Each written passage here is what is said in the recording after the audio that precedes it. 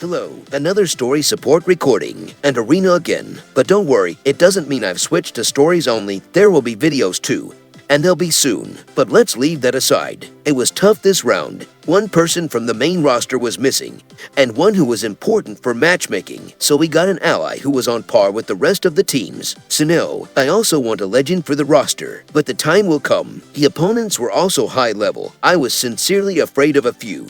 But as it was said in history, with great power comes great faith in your own strength. Personally, I consider myself someone in the middle of the table. There are players behind me, there are players ahead of me, but expecting those above me to wait for me is wrong. Yes, there is a wall they can't get over, in the form of the lack of opportunities for further development. But this wall is mobile, and with each major game update it moves further. That's why you have to know yourself well before you start fighting others.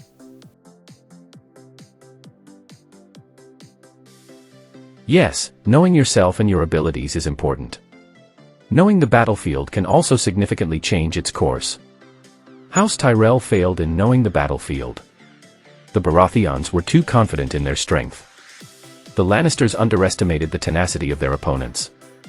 The Greyjoys made a fatal mistake, and the Targaryens wiped everyone out.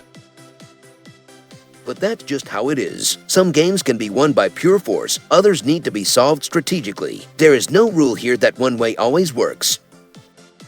And that's why there's nothing to worry about. In matches where up to 6 teams take part, you can encounter various difficulties, different opponents, different strategies. While the beginnings are always the same, the further you expand into the opponent's territories, the more difficult the fights. The 3rd season is just around the corner, and I feel that it will be even more difficult there. That's all for today. See you soon.